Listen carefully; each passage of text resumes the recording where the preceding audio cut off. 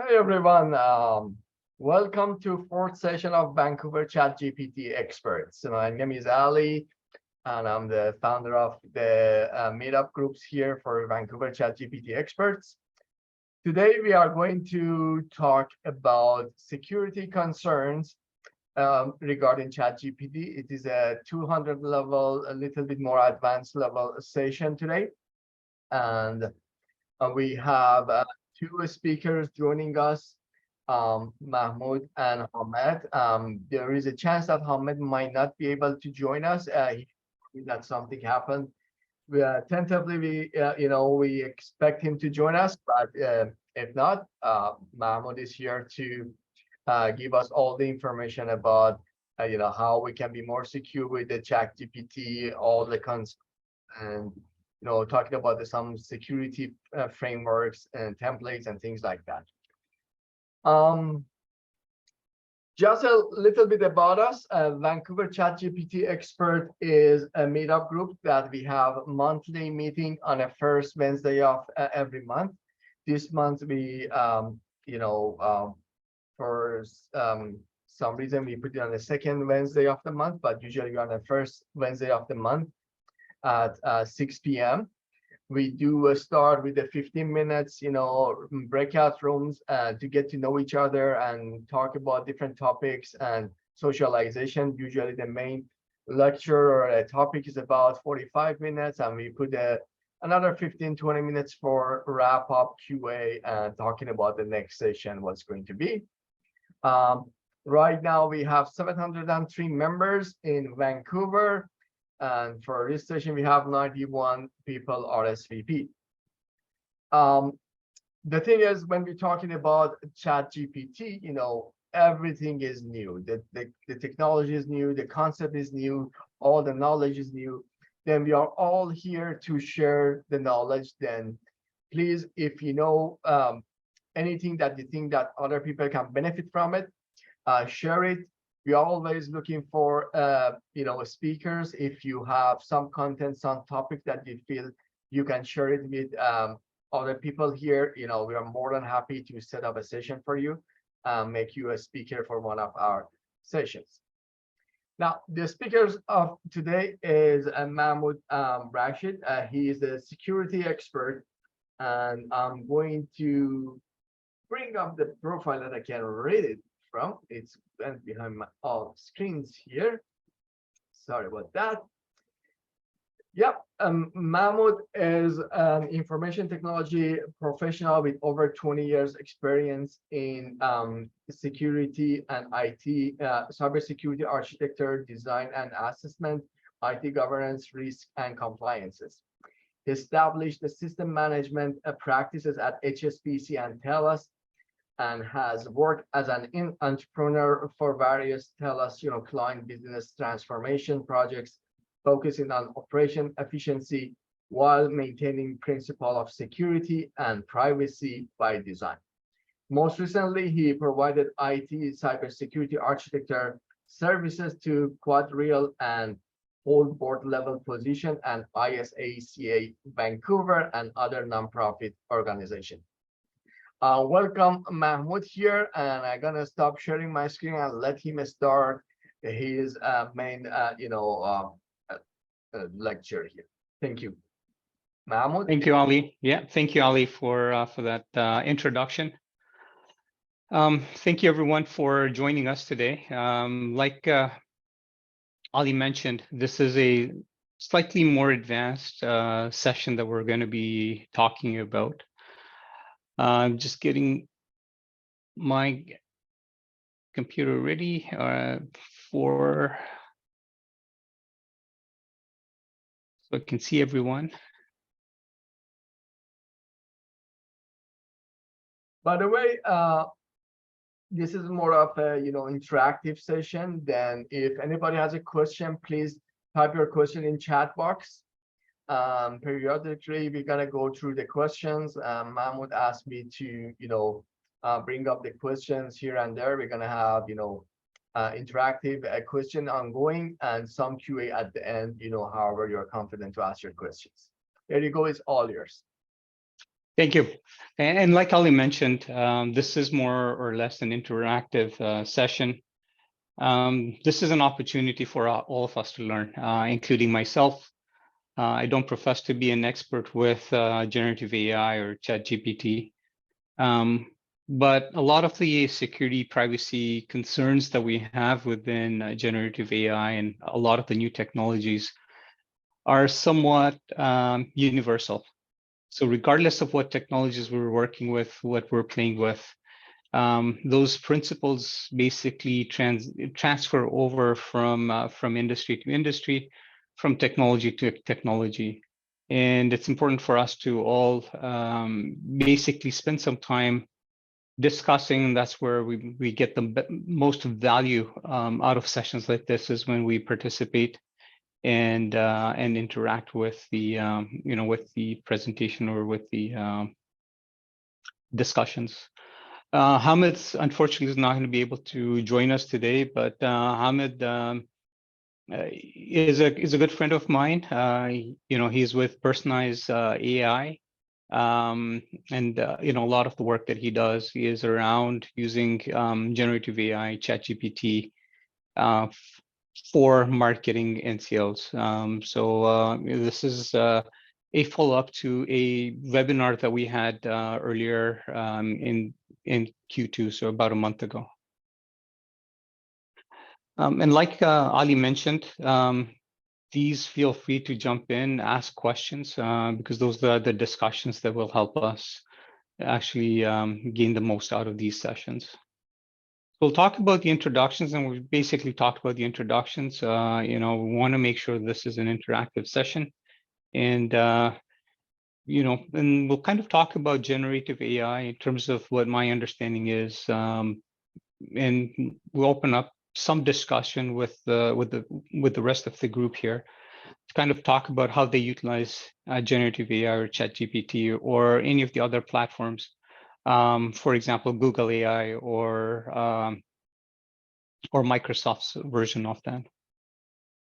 We'll talk about some of the risks, and a lot of these, as we were having these discussions, we'll talk about the risks, we'll talk about security, and as we kind of exchange ideas, I think things will become more clear for all of us in terms of how do we need to consider the risks of the technologies that we're implementing, and what are the mitigating factors that we need to kind of look at, and what are the security elements and security frameworks that we kind of need to think about.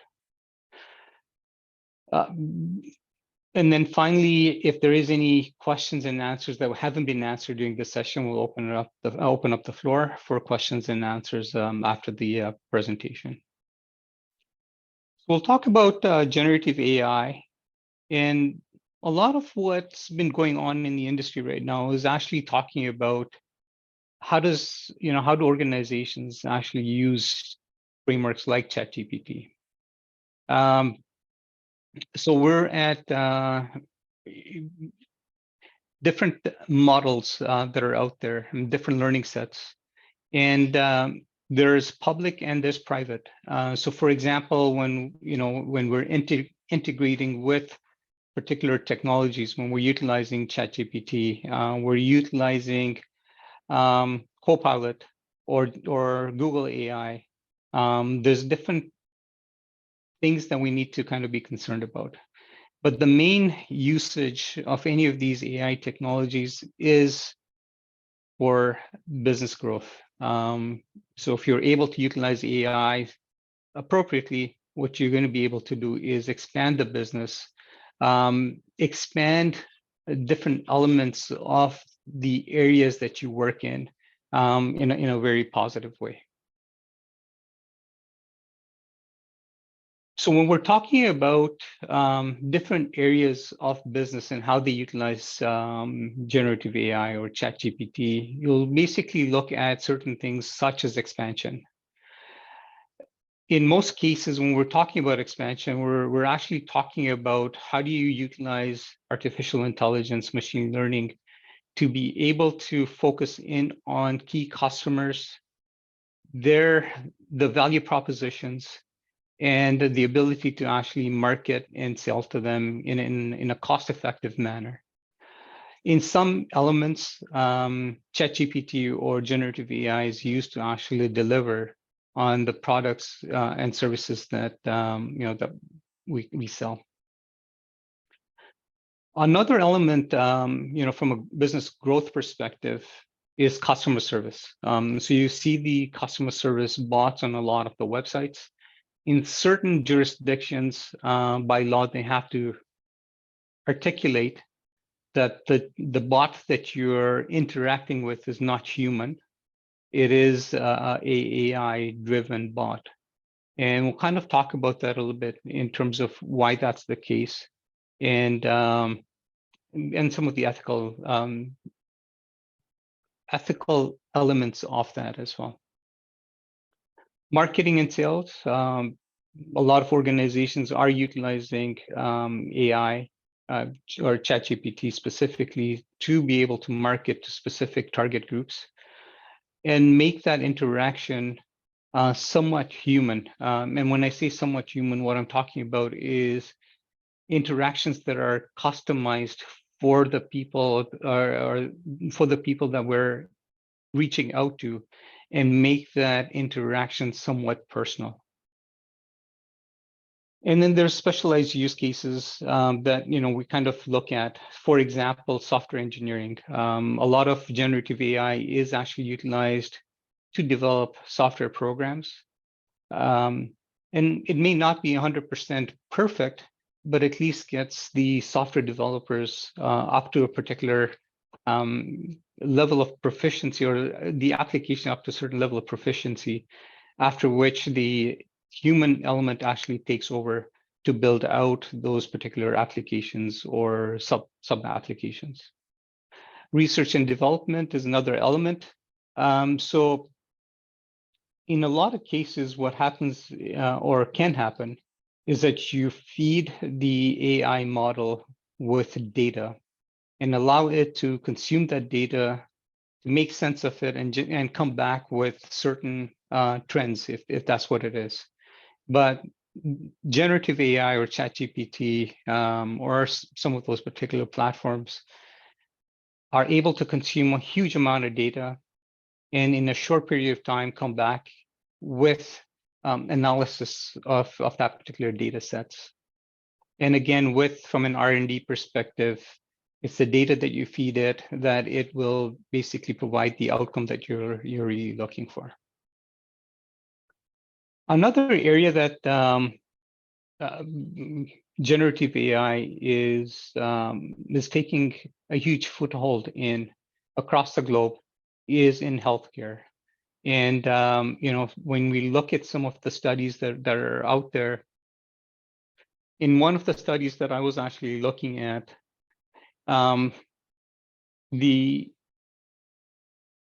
the organization that actually did that particular study found that about roughly 70, I'm just looking for the numbers here, but it's fairly close to about 74% of the population that interacted with ChatGPT were satisfied with a lot of that interaction that that those particular participants had with ChatGPT versus doctors. So there's considerations there in terms of how do you use something like ChatGPT in healthcare.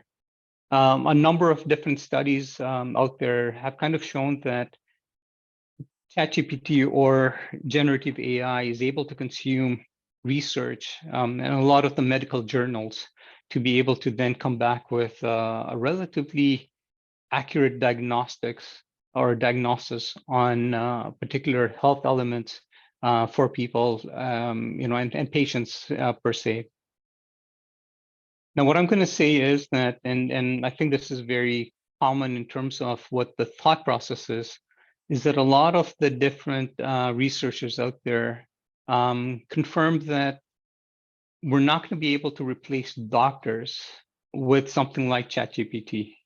What is going to happen is that it's going to be utilized as a tool, as preliminary diagnosis, And then it's a human element that an experience that will basically take over to provide additional diagnosis or be able to figure out what's actually going on with with people's healthcare. Any questions? Any questions?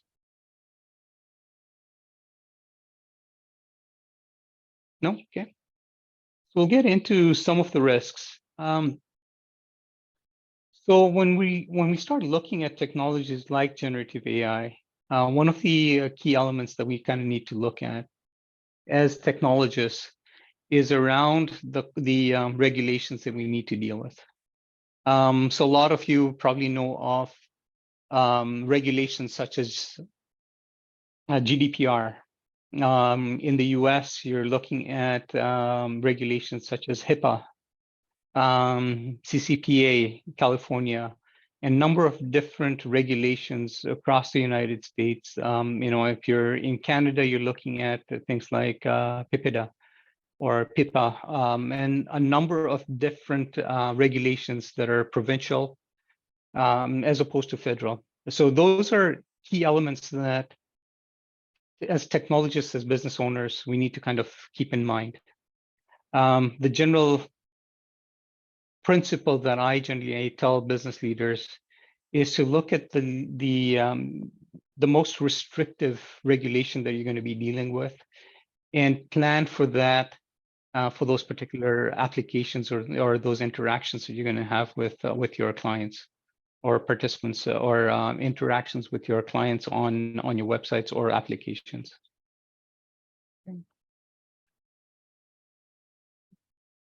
So the other risks that, just further to that, it's a privacy of individuals. So a lot of, if you're basically feeding PI information or public, private information or privately identifiable information into your models, into your data sets, what could generally happen is that that particular piece of data or that particular piece of information would become public.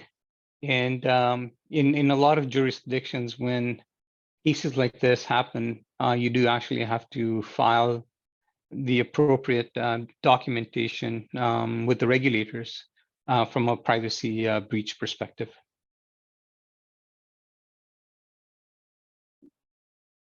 We then talk about privacy of organizations, and what does that generally mean? So there's different types of organizations that we kind of look at.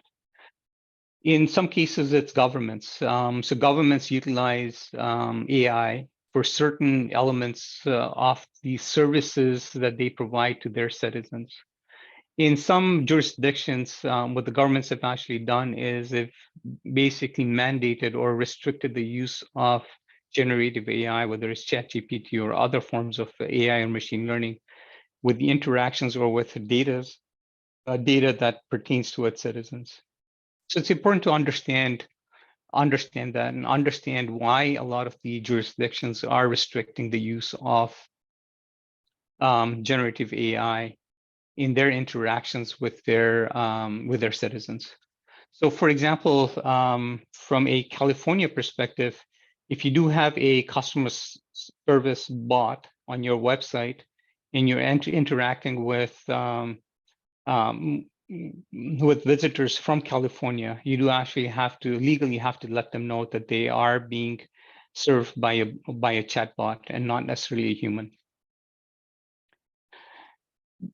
With that particular scenario that I'm kind of talking about, one of the things that we've kind of been looking at or being seen in the industry is that the bots are able to not only interact with the humans, but also learn certain elements as the interaction happens and modify and update their algorithms, their data sets, and become smarter than the people that are actually interacting with them.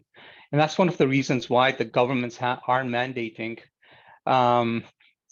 organizations to be able to provide that notice to let people know that they're actually interacting with artificial intelligence and not necessarily humans. when it comes down to healthcare, and I think we kind of talked about this a little bit,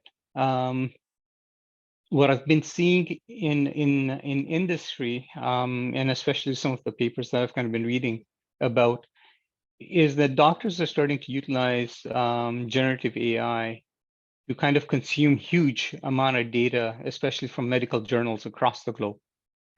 And the research that comes out of that is basically utilized for the initial diagnosis for particular medical issues that people may be having. And once they've kind of gone through that and narrowed down what the issue may be, is then have the doctor actually do a little bit more of a deep dive with other means such as X-rays, MRIs, things like that, to be able to then narrow down or focus in on the actual issue that the person or the patient may be having, and be able to deal with that.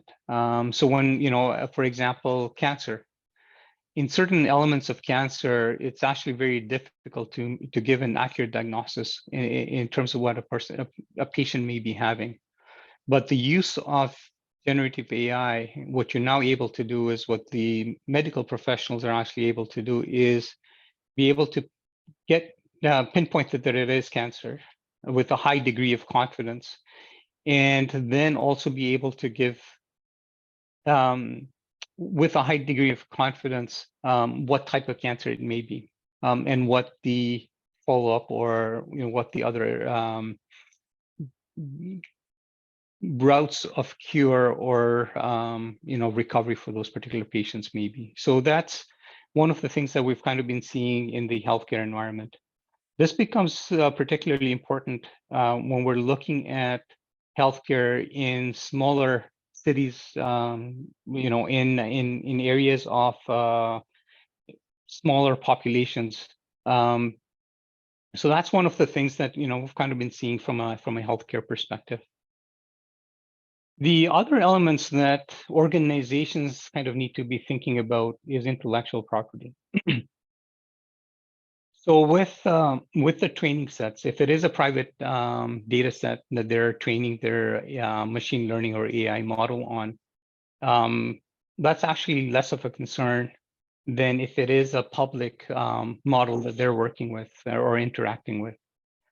So those are basically some of the things that people need to kind of be concerned about, and especially when you're working for organizations, be able to look at what the requirements of your organization are, and and kind of cater to their particular risk elements and mitigation strategies.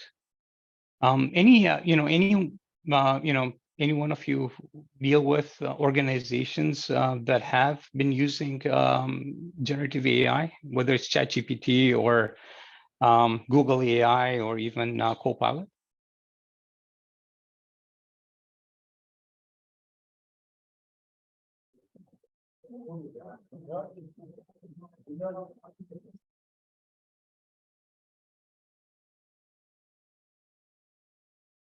Anyone out there? You can unmute yourself if you want to answer the questions, and you can answer the question here. Yeah. I believe Majer, we cannot hear you. If you can talk louder, that would be great. Sorry, the audio is not the best. Is it better now? Very hard to hear you. No? Okay, maybe I'll try. All right. Meanwhile, I can see Ryan said, I assume the data would have to be trained. I believe Ryan answering Aiden's question, or maybe another person's question. We have a few questions here, Mahmood. I'm gonna bring them up while people are might come up with more questions. H. Aiden, I'm not sure, Aiden, what's your Aiden is the first name or last name, asking, does when using the AI as a code assistant, does the transformer automatically utilize the defense code practices? That's an interesting question. So when we're looking at AI, what it's supposed to be able to do, and this is, in theory, what it's supposed to be able to do is look at best practices. And again, based on how it's been trained, if it has been trained to look at security best practices, then it would include elements such as the ones you're kind of talking about. Is what are the defenses that they could build into the code itself to be able to detect vulnerabilities, for example.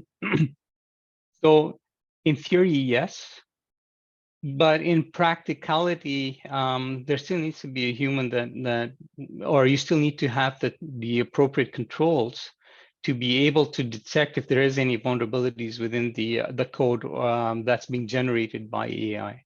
Right, so coding best practices, yes, it would be incorporated in there, but a lot of sec DevOps in terms of human experience, which would not be something that would have been captured within a particular training model or data set, if that answers your question. Then he or she also asking if, for example, if you define the country, for example, UK or USA, do you think the transformer automatically would apply the constraint of the jurisdiction to the code being generated, or not? Is it smart enough to be able to do that? So basically, yeah. So we're talking about the code that's being generated within those particular applications. Whether it's a web app or a mobile app or a desktop app or whatever that type of app is. In practice, there is ways of finding out where what the localization of that particular piece of code is going to be running. But in practice, what happens is, and especially when you're looking at things like GDPR, and regulations such as that doesn't necessarily matter what your localization is. So for example, if I have a Canadian site, a Canadian web store, and I have a single user, a single, I guess, customer from the European Union, then GDPR regulation would actually apply to my website or to my application. So although the localization is something that can be transcribed or can be taken into account, the reality is that for a lot of the organizations, the world has actually become a really small place. We do interact with people across the globe, whether they are in the EU, whether they are in the US, whether they are in the UK. So the principles that I've generally been talking to about from a localization perspective or from a regulation perspective or compliance perspective is to look at where your customer base is. It may not be what your customers are right now, but is to look at the future view of where your organization is going to be looking for their particular customers, their particular clients. Are you targeting the global marketplace? Or if someone from the UK or the EU come to your site, are you going to basically say that, sorry, because you are from these particular jurisdictions, we're not going to serve you? So those are questions that as an organization, you need to be asking to be able to then address these particular elements of, from a regulation perspective. Then is it gonna be, more wise? We say, hey, you know what? Maybe we cannot 100% trust those regulation applied from, AI generators yet. So I think that when we're talking about that, in terms of trusting AI to generate those localizations or those coming up with the rules for those particular regulations, I think it's one of those areas that's probably going to be a gray area. And the reason I say that is, back to my previous point, is if you're going to be able to limit the visitors to your website are the consumers of your particular application, then yes. There are technologies out there that can actually determine where you're actually coming from. But there's counter technologies that would fool or would allow a person to look like they're coming from a different jurisdiction. So, for example, the utilization of VPNs allows a person to make them look like they're coming from a totally different jurisdiction from where they actually are coming from. Yeah. So the best practice around that is actually to be able to come up with audit logging to be able to figure out where you're presuming they're coming from, and then have those types of regulations applied to them based on those particular, if they're using a VPN, for example. But your terms of service is what would determine, from a legal perspective, how you would basically be able to interact with those people. An example of that would be if I have a limitation on my website that if you're coming from the UK on my Canadian website, and if I'm utilizing a VPN, or that particular customers or visitors utilizing VPN to make them look like they're coming in from either Canada or the US, then I need to be able to log that. So if there was a issue later on down the road where they're asking me, from a regulation perspective that, I need you to be able to forget me. Well, when your interaction with me was, it did not require, for example, if you're coming in from Canada, the US, the current regulations in some jurisdictions don't necessarily mean that you'd be able to forget them. And there's reasons why an organization would want to keep that data as metadata, or even as something for their training sets, to be able to then come up with better products, better services for the clients that interact with them. I'm not sure if I've answered your question, but if there is a follow-up to that, let me know. Right. We have a few more questions here because it's like 10 minutes, almost to 7. I'm gonna let you continue with the slides. Yes. Leave the question again, maybe a little bit later or for the QA. For sure. So I think a lot of the questions that I do see, will kind of come into place in the next, within this particular slide deck. Okay. So when we're talking about websites or applications, and specifically around regulations, and to the previous questions around, how do we, or how does that particular developer or person understand where people are coming from, or how they're interacting with a particular application? Some of the things that we kind of need to consider is the security frameworks at play. So when you're building out applications, especially when you're building out web applications, a number of things that come into play, especially when it comes to interactions with generative AI. So for example, with ChatGPT, if you are using APIs, then a lot of the data or the data sets that you provide or feed into that API is basically not retained in history, and is not does not become public data. Again, it's the level of service that you subscribe to as part of your interaction with that particular service will determine, how secure your data is as you're transferring that data back to the AI engine in the back end, and the responses that you're getting back. So security frameworks like OWASP, like CSA, there's a number of different frameworks that are out there, NIST, ISO, that when you start applying those types of frameworks to the particular applications, or the governance of those, the development of those applications, what would then happen is that you'd make sure that the applications, or even the AI piece that you're building into your applications, become more secure. And there's different ways of looking at that. So the previous question around application development and utilizing AI for that application development basically fits into this particular bucket, where you're able to then look at a particular security framework and apply that security framework to that particular generated piece of code. The other element that a lot of developers don't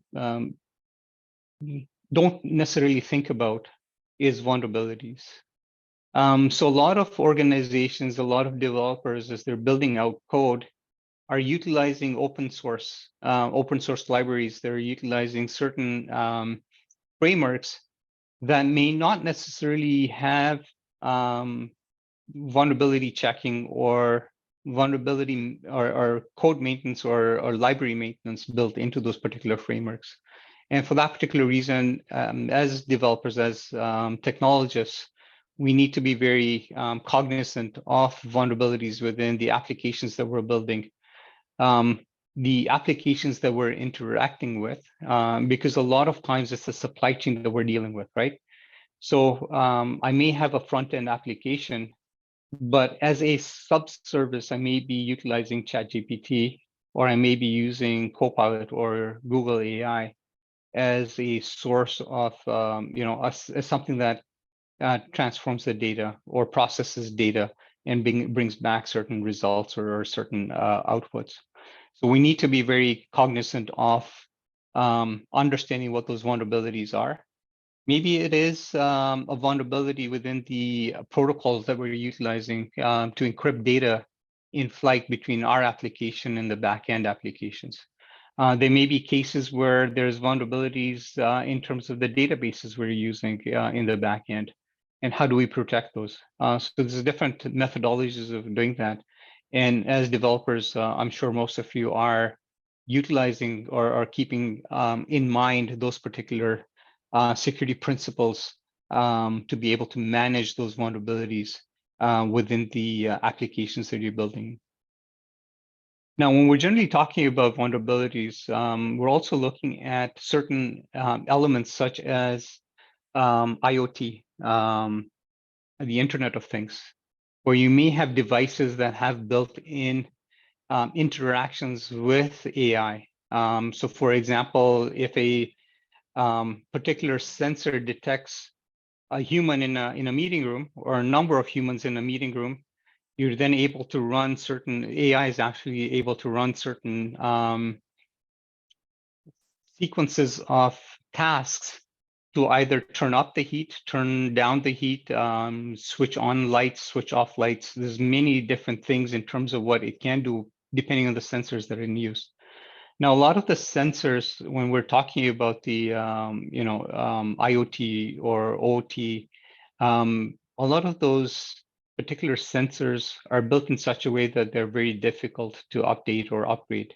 And how we interact with them becomes very important in terms of the frameworks and the way we develop our applications. So those are important things, especially when it comes down to AI and how we interact with those sensors. And that's where I kind of see the industry moving, whether it's in natural resources, in mining, in forestry, fishing, for example. I do see that a lot of these sensors are now being utilized with AI, and not necessarily be with ChatGPT, but generative AI, in terms of taking in a whole bunch of data sets to figure out where is the best place to be mining in a particular minefield, so that you're getting the most value out of that particular mining operation. We then we've kind of been talking about the best practices as well. So when we start talking about best practices, coding best practices, and integrating generative AI and generative AI platforms within our applications and subsystems as well, the best practices or security SecDevOps best practices now start coming into play. I mentioned security frameworks such as OWASP. When you start looking at the top 10 OWASP top 10, what you'll find is that it provides certain guidelines in terms of best practices around things like session checking, things like injection, whether it's SQL injection or code injection or prompt injection, which is what is now starting to come about, where people are able to, or technology is able to be a man in the middle and then hijack a particular chat or a particular prompt that's been going on between a application and the back end AI engine. So it's important to understand what those best practices are and come up with mitigation strategies so that the applications that you're building are secure, and the outcome that you're looking for is exactly what you're getting.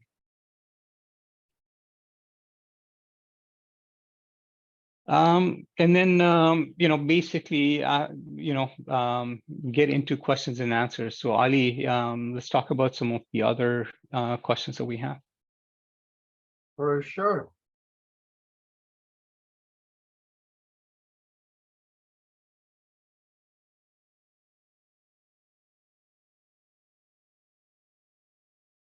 Ali, you're muted. I thought I muted myself. Thank you. Okay. I was talking about Rostam's comment here regarding chatbots versus humans. Yes. And he has a very good comment here that lots of people might ignore chatting with the bots. I personally do. As soon as I feel like it's a bot, I'm just gonna let it go. And but his point, I believe, is very valid. Say if you're afraid of the bots going to develop themselves from the communication, but the fact is, even if the communication happens with the human customer service, those communication result eventually to be fed to those bots, for further training. Then you're saying, am I missing something? Yeah. So I think he is right. I think he is right in terms of the communication that you have with the bots is utilized, or even with the communication you have with the humans, that particular interaction is fed back into the bots for further training, further optimization of the particular methodologies of customer service back. So how is that particular organization going to interact with you as a customer, as a client? So I totally agree with you in that particular case. In terms of, doesn't matter whether we're dealing with a bot or we're dealing with a human. I think the key here is when you're dealing with a human, and in both cases, don't get me wrong, in both cases, as a client interacting with either a human or a bot, you are being profiled. When you're being profiled by a bot, what generally happens is that profiling actually happens fairly quickly. With the first couple of interactions you have with a particular bot, they've already profiled you and understood exactly where you're coming from and what they need to do, or how that bot needs to interact with you to be able to get to a particular desired outcome. With humans, it's slightly different. With humans, and especially depending on the day, what your previous interactions with others have been from a customer service perspective, is how you're going to be, how are you going to interact with the next client that you are on the chat. So from interacting with the human, I think is a better scenario. Although that data is then fed back into a bot in the back end, I think as a consumer, I generally tend to want to talk to someone on the phone and not necessarily interact with them on a chat or even by email, because there's certain elements that I'll be able to decipher when I'm dealing with those people on the phone, to be able to get the outcome that I'm looking for as a consumer, not necessarily talking to someone on a chat, because a lot of times it's impersonal. And although I'm an introvert, in certain cases, I do want to talk to a human. It's a personal experience for that particular organization or that particular interaction. Yeah, very Right. sure.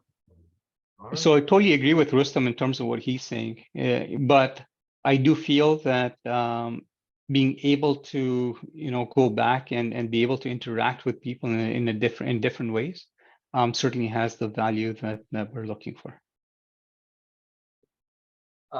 I then asking in regarding healthcare and generative AIs. Are we as a society closer to having improved healthcare for underserved communities and remote communities? So I think that's based on some of the articles that I've kind of been looking at, and especially the people that have been writing these articles have been kind of proponents of generative AI for the underserved communities, including utilizing generative AI or ChatGPT in third world countries as well, to be able to provide better levels of care for individuals within those particular communities. The risk that I see is that, and this is something that I've, basically from an extrapolation or looking at how things have been going within different industries, is that we generally try, from a societal perspective, we generally try and experiment on people in those countries, in those third world countries, before we allow for certain technologies to be utilized, within our first world countries, including medicines. There's a lot of medicines that is not accessible to us here in North America or even in Europe, for that matter, because they're considered as experimental. They're considered as trial medications, but the first human trials that that are used on are third world countries. So there is that ethical element that people need to kind of consider, even in the healthcare environment. In terms of what are the ethics around this. I do see that if the technology is used appropriately and equally, regardless of whether the patients are in first world countries or third world countries, I think there's a lot of good that can come out from these technologies. Right. I was reading the news in LinkedIn earlier today. I don't know how old is that news or how new it is.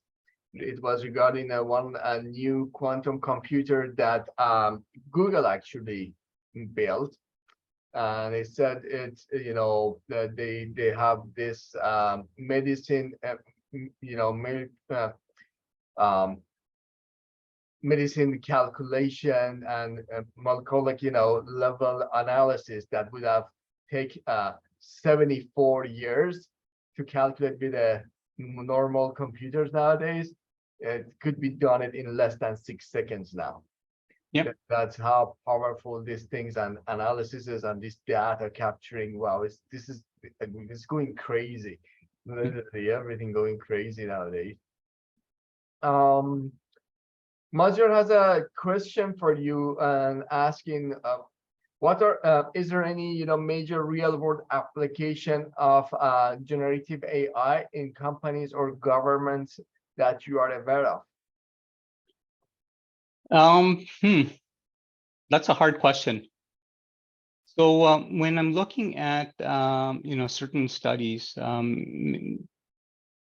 I think especially when it comes down to government. So a number of governments, especially down in Europe, have basically come up with rules around the use of generative AI or the use around ChatGPT in some of their government functions. And I think a lot of that has to do with government security or security around those particular jurisdictions. Because a lot of those interactions that people may have may actually put those countries at risk. So for example, I know a few years back, as a Canadian traveling through the Middle East, if they saw a Canadian passport, it was easier for me to travel with that Canadian passport than it was with, my friend's American passport. And likewise, if I'm traveling in other parts of the world, for example, in Africa, if he was to flash his US passport, it was easier for him to travel through those countries than it was with my Canadian passport. So there's from a government perspective, it is important for governments to keep control over the technologies that are utilized to access certain top level, policies, for example, because that may have an indirect effect on the people that are utilizing or their citizens as they travel outside of their jurisdictions. So it's important to, and again, this is a risk that a lot of countries kind of need to think about is if I utilize or if I adopt a particular technology, what is going to be the effect of my citizens? And this is where the governments actually come in and they try and analyze, and they've got armies of analysts that kind of try and understand what the implications of adopting certain technologies are going to be for their citizens. And at the end of the day, it is their best, it is their the interests of the country as well as the interests of their citizens and the safety of the citizens that they're most concerned about. The other element that you kind of talked about or that you're asking about is from an organizational perspective. And I think for the most part, depending on the organization or the, whether it's a corporation, whether it's a nonprofit, whether it's an NGO, will have a drastic impact on how these particular technologies are utilized. An example that I'll give you is within the United Nations. There's certain elements within or certain divisions within the United Nations that if they were to utilize generative AI to assess, their response to particular world events, whether they're political or whether they're natural, would be a lot faster and a lot more focused in terms of how they respond to particular events, right? So it depends on the type of organization, and it also depends on what the end result that organization is actually looking for. Mm-hmm. So, if you're looking at it from the standpoint of autonomous driving, well, autonomous driving, whether it's Google or whether it's Tesla or whether it's one of the other companies that are heavily researching and developing these technologies, makes a big difference whether, how your models are trained. And it also looks at the biases as well that organizations or individuals, consumers, we need to kind of be concerned about. Is what are those biases? What are those ethical prompts or questions that we need to ask, or those AI models need to ask? For example, the common one that everyone talks about is if a car is driving down the road, you've got, and you're not able to stop, you've got one person on one side and you've got three people on the other side. What are you going to do? Is the car going to crash into that one person or the three people? Those are ethical questions, the ethical dilemma that we need to start thinking, or organizations think about as they develop these particular technologies.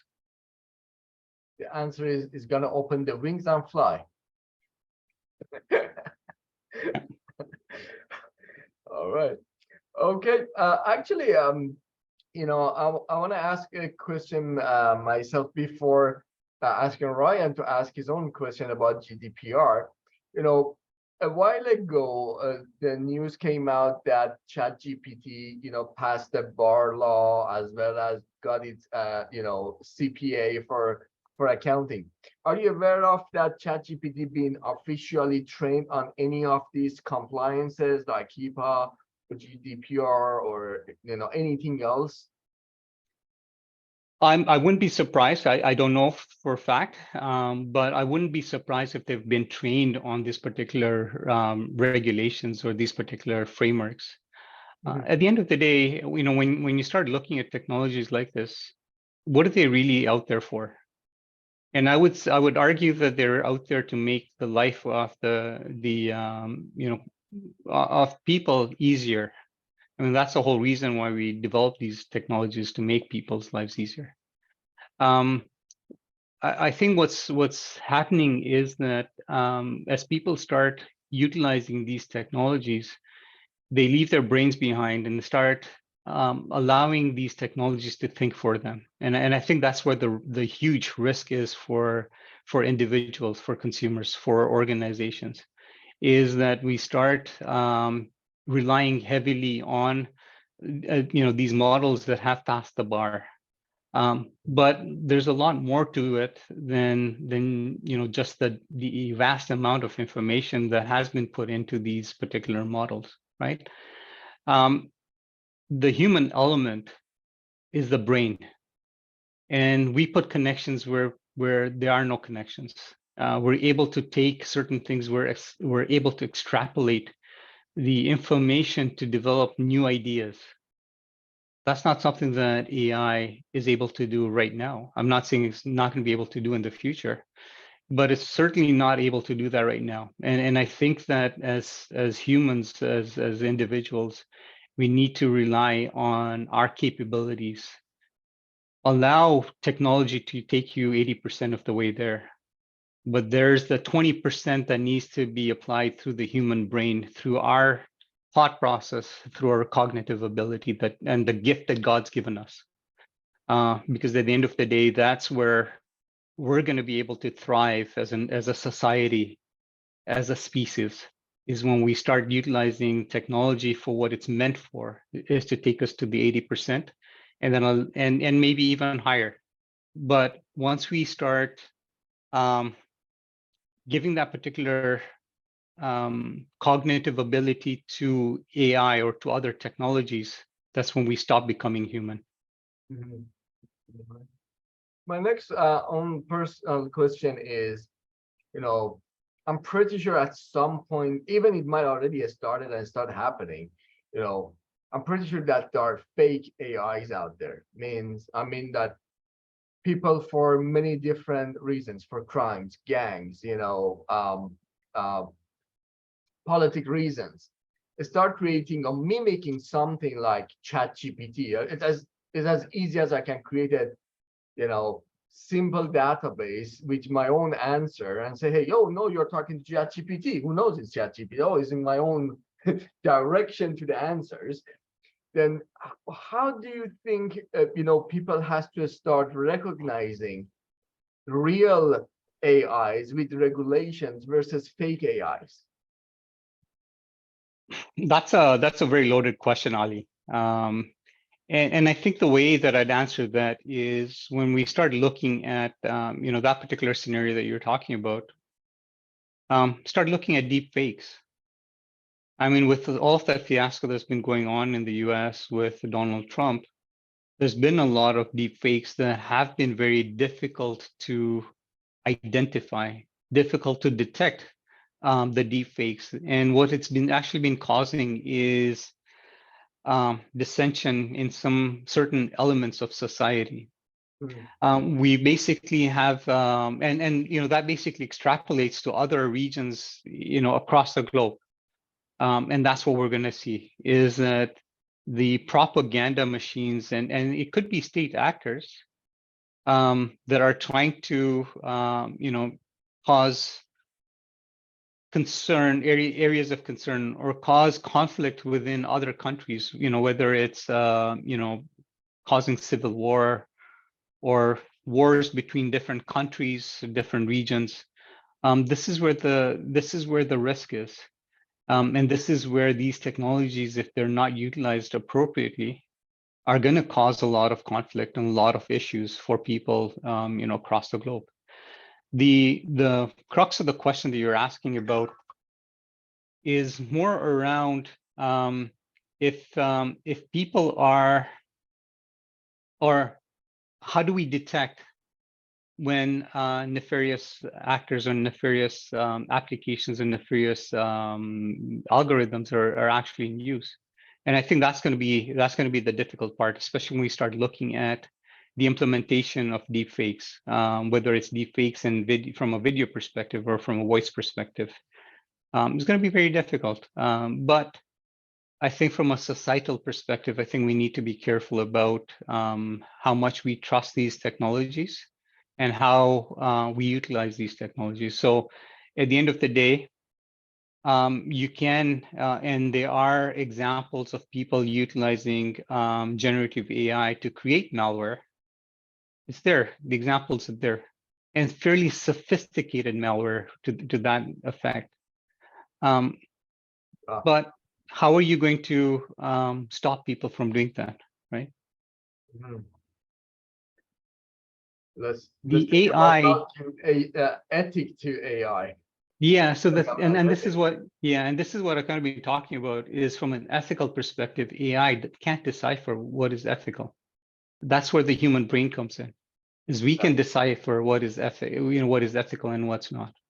All right. As a last question of the day, I'm gonna ask Ryan to ask his own question, himself, and then we gonna wrap up after the answering to his question. Ryan, Sure. you can unmute yourself. Yeah, okay, thanks, Ali. My question is about GDPR. It seems to be able to work after the fact, after they have your data and the user wants to know it or extract it or whatever.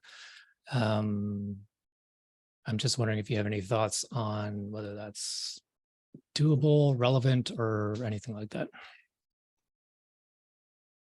So GDPR and regulations such as GDPR, so CCPA is not too far away from what the GDPR, the principle of GDPR is. So as we're building applications, technologists, as we're building applications, as we're designing applications, and the data that's contained within it, I think we need to be cognizant of these regulations and build our applications and the models based on these the requirements or the spirit of these regulations. I'm not sure if I've answered your question, Ryan. I think so. I mean, I just figure you would have to retrain the model, and in some cases that doesn't make a lot of business sense. Yeah. So so the principle that I generally look at is the principle of privacy by design, and this is where GDPR generally comes in, is about the privacy of personally identifiable information. If you do have and it also boils down to your policies, data management policies, data protection policies, policies around your terms of use on your website or your application. A lot of times what I'll tell technologists, or what I'll tell business owners, is that the data is actually fairly important. The data is actually the new gold. Yeah, if you're exactly. able to take the data, anonymize it. So if you understand what the requirements are from a GDPR perspective, or for any regulation for that matter, whatever that is, if you understand what those regulations are, you understand what those principles are, you understand what the spirit of those principles are, you can then build your application so that when a person comes to you and says, can you please take me off your system, there's an easy way for you to anonymize that particular data and leaving certain elements in it so that you're not able to identify that particular person per se, but you've got enough information in there to be able to build your models, for whatever the purpose you're collecting that data. Yeah, makes sense. Right. So, for example, if I'm Asian, 50 to 55, I live in North America. If you're able to take certain elements of that out, so depending on the type of data you're collecting, why you're collecting that data, you're still able to retain enough information within those data sets to be able to create tangible business analytics, business data, to be able to then enhance your services that you're providing, enhance the interaction that you're going to have with a person like myself within those particular dynamics or those particular parameters, without necessarily knowing that I'm actually talking about Mahmood, and he's got eyeglasses and he's got a beard and he's got this, that. So you're not able to, when someone looks at that data, they're not able to identify who that data pertains to. But there's enough demographic data that you can utilize to be able to enhance the services that you're providing to your clients, to your customers. And I'm not sure if that answers your question, Ryan. Gives me, metadata, basically, yeah. Yeah. So what, if you don't mind, maybe in a general term, maybe you can give me a bit more context, and I can maybe give you some more guidance in terms of what that would look like.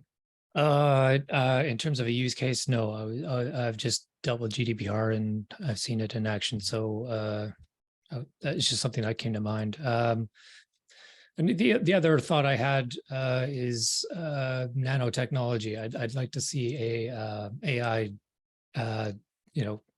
be able to work with, building from the bottom up at the molecular level. Mm-hmm. And I don't think that's far off, because when you start talking about nanotechnology and how it's utilized, especially when it comes down to in the medical field, and that's kind of an area that's been of interest for me. And nanotechnology, I think when you're looking at it from a trending perspective, I think there is enough research and development going on in that particular sphere to actually drastically change people's lives in the near future, especially when it comes down to utilizing nanotechnology for them. For example, within healthcare, whether it's prosthetics, whether it's a digital eye, whether it's allowing people who are paraplegics to be able to walk again, or be able to have some function within their limbs. I do see that coming from a nanotechnology and AI perspective, and it's going to be, again, it's interesting times that we're living in. The amount of technology and shifts in technology that we've seen over the last few years is a lot more than we've seen in decades. Or millennia, for that matter.